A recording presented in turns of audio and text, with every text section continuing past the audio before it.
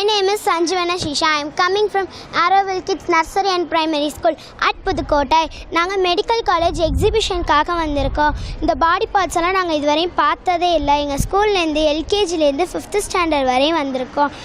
இந்த brain, lungs, kidney and body layers இதெல்லாம் பார்த்து எங்களுக்கு ஒன்றும் பயம் இல்லை. இதை அமைத்து கொடுத்த